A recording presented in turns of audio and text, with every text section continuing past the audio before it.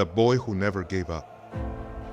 Can you imagine defeating every obstacle in your way and going further than you ever dreamed possible? Imagine being told as a child that your body would never grow the way it should, that your dream was medically impossible and your one big chance would turn into dust.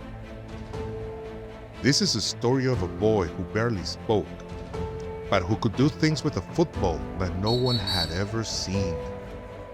This is a story of how he carried the hopes of an entire nation for over 20 years. Welcome to Further Records, the podcast where you can stay one step ahead with your English practice. Let's go back to the 1990s, to Rosario, Argentina, a city where football isn't a hobby, it's a religion. In a small house lived a boy named Lionel, tiny, shiny, but unstoppable with a ball at his feet. His grandmother, Celia, believed in him before anyone else. "You're going to be the best in the world," she whispered. At around age 10, the other boys kept growing. He didn't. Doctors found that he suffered from growth hormone deficiency. The treatment was cruel and expensive, and every night, alone, he had to inject himself in the leg. When his family asked for help at Argentina's biggest clubs, they refused to finance the injections. Then FC Barcelona called. They would pay for the treatment. That was the moment when a director wrote the contract on a napkin, the only paper he had, and changed football forever. The family moved across the world. The boy was homesick, but he kept playing and slowly grew into a phenomenon, breaking records, winning Ballon d'Ors, becoming the greatest ever. Yet, with Argentina, something always went wrong. Finals lost, tears on the pitch.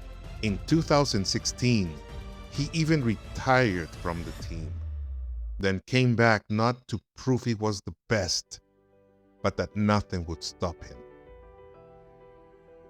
In 2021, Argentina finally won the Copa America, beating Brazil at the Maracanã. Messi wept. It was proof this team could dream ever bigger. Qatar 2022, 35 years old, his last real chance. After a shocking opening loss, Argentina fought back all the way to a final against France that ended 3-3, and the shootout gave them the trophy. Messi fell to his knees. Somewhere, Celia smiled. You'd think that was the ending. It wasn't.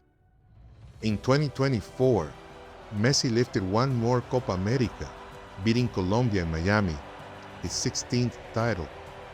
Then, at 39, he led Argentina back to the World Cup final in 2026 through a stunning semifinal comeback against England, Messi setting up both late goals. The final against Spain went to extra time with Argentina down a man.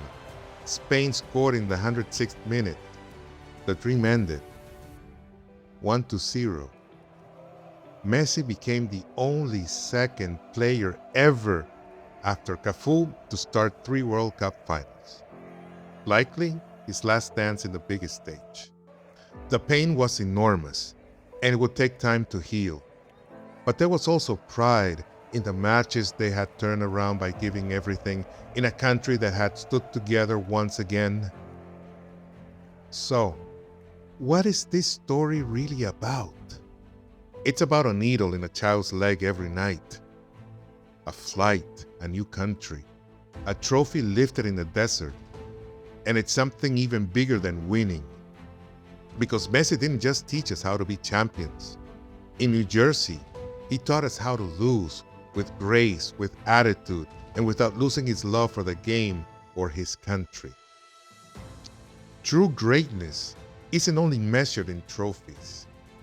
It's measured in how long you keep believing, how many times you get back up, and how you carry yourself when the story doesn't end the way you want it. That's why Messi inspired generations, not only because he won, but because he never stopped trying.